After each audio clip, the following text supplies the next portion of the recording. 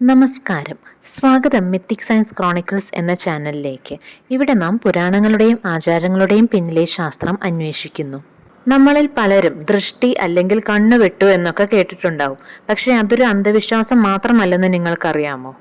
നമ്മുടെ ശരീരവും മനസ്സും ചേർന്നുണ്ടാക്കുന്ന ഒരു എനർജി ഫീൽഡ്, അതാണ് ദൃഷ്ടിയുമായി ബന്ധമുള്ള യഥാർത്ഥ ശാസ്ത്രം. ഇന്ന് നമുക്ക് ദൃഷ്ടിയെക്കുറിച്ചുള്ള ശാസ്ത്രം മനസ്സിലാക്കിയാലോ? ആദ്യം തന്നെ നമുക്ക് ദൃഷ്ടി അല്ലെങ്കിൽ ഈവിളായി എന്താണെന്ന് നമുക്ക് നോക്കാം.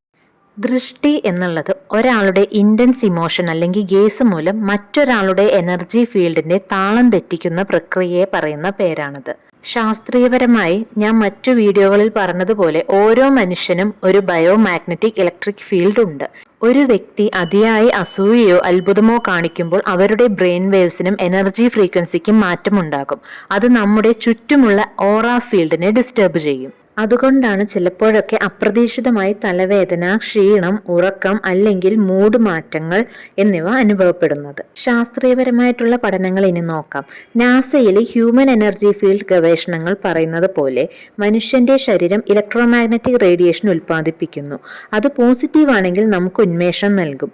പക്ഷേ നെഗറ്റീവ് റേഡിയേഷൻ കൂടുതലായാൽ നമുക്ക് മനോവൈകല്യങ്ങളും എനർജി ഡ്രെയിനും ഉണ്ടാകാനും ചാൻസ് ഉണ്ട്. അതുകൊണ്ടാണ് ഈവിളൈ അല്ലെങ്കിൽ ദൃഷ്ടി എന്നത് പല സംസ്കാരങ്ങളിലും എനർജി ഇംബാലൻസ് ആയി കണക്കാക്കുന്നത്.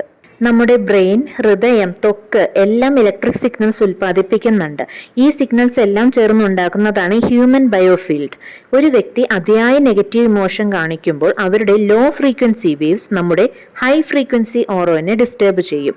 ഇതിലൂടെ സ്ട്രെസ് ഹോർമോൺ ആയ കോർട്ടിസോൾ വർദ്ധിക്കുകയും അത് നമുക്ക് ക്ഷീണം, ആൻസൈറ്റി പോലുള്ള അനുഭവങ്ങൾ തരുകയും ചെയ്യുന്നു. സ്റ്റാൻഫോർഡ് യൂണിവേഴ്സിറ്റിയും ഹാർട്ട് മാത്ത് ഇൻസ്റ്റിറ്റ്യൂട്ടും നടത്തിയ പഠനങ്ങൾ കാണിക്കുന്നുണ്ട് മനുഷ്യരുടെ ഇമോഷണൽ ഫീൽഡ് അടുത്തുള്ള ആളുകളുടെ ഹാർട്ട് റിതത്തിനും ബ്രെയിൻ ഫ്രീക്വൻസിക്കും മാറ്റം വരുത്തുന്നുണ്ടെന്ന്. ഇനി ദൃഷ്ടി നീക്കാനുള്ള ശാസ്ത്രീയവും പാരമ്പര്യവുമായുള്ള മാർഗങ്ങൾ എന്താണെന്ന് നമുക്ക് നോക്കാം. ആദ്യം തന്നെ ഉപ്പ് ഉപയോഗം അല്ലെങ്കിൽ സോൾട്ട് ക്ലെൻസിങ്. ഉപ്പ് ഒരു നാച്ചുറൽ അയോൺ പ്യൂരിഫയർ ആണ്. ഉപ്പ് വെള്ളത്തിൽ കൈകാലുകൾ കഴുകുന്നത് ഈ നെഗറ്റീവ് അയോൺസ് നീക്കം ചെയ്യാനായിട്ട് സഹായിക്കുന്നു. അടുത്തത് കർപ്പൂരം കത്തിക്കുക. കർപ്പൂരം കത്തിക്കുമ്പോൾ വായുവിൽ ഓക്സിജൻ റിച്ച് വേപ്പേഴ്സ് പുറപ്പെടുന്നുണ്ട്. ഇത് വായുവിലെ മൈക്രോബ്സും നെഗറ്റീവ് അയോൺസും നശിപ്പിക്കുന്നു. അതുകൊണ്ട് തന്നെയാണ് ദൃഷ്ടി നീക്കം ചെയ്യാൻ കർപ്പൂരം ഉപയോഗിക്കുന്നത്. പാരമ്പര്യമായി നാരങ്ങയും മുളകും ഉപയോഗിക്കാറുണ്ടായിരുന്നു. നാരങ്ങയിലുള്ള സിട്രിക് അയോൺസ് വായുവിലെ എനർജി ബാലൻസ് ചെയ്യാനായി സഹായിക്കുന്നു. മുളകിലുള്ള കാപ്സാസിൻ ചൂട് എനർജി സോക്ക് ചെയ്യുന്നു.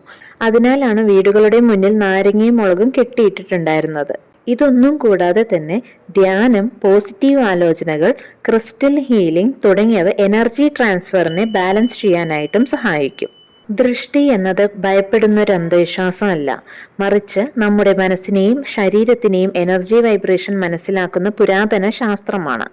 പോസിറ്റീവ് തോട്ട്സ്, ബാലൻസ്ഡ് എനർജി, അതുതന്നെയാണ് ജീവിതത്തിലെ യഥാർത്ഥ ദൃഷ്ടി നീക്കം. അതായത് പോസിറ്റീവ് എനർജിയിൽ ജീവിക്കുക, നെഗറ്റീവ് എനർജിയെ അകറ്റുക. അതുതന്നെയാണ് ദൃഷ്ടി നീക്കത്തിന്റെ യഥാർത്ഥ അർത്ഥം. ഇത്തരത്തിലുള്ള നമ്മുടെ ആചാരങ്ങളുടെയും പുരാണങ്ങളുടെയും ശാസ്ത്രീയപരമായുള്ള അർത്ഥം മനസ്സിലാക്കുന്ന വീഡിയോകൾ കാണുവാനായി mythic science chronicles channel subscribe ചെയ്യൂ. ഈ വീഡിയോ ഇഷ്ടമായെങ്കിൽ ലൈക്ക് ചെയ്യൂ, കൂട്ടുകാർക്ക് എല്ലാവർക്കും ഷെയർ ചെയ്തു കൊടുക്കൂ.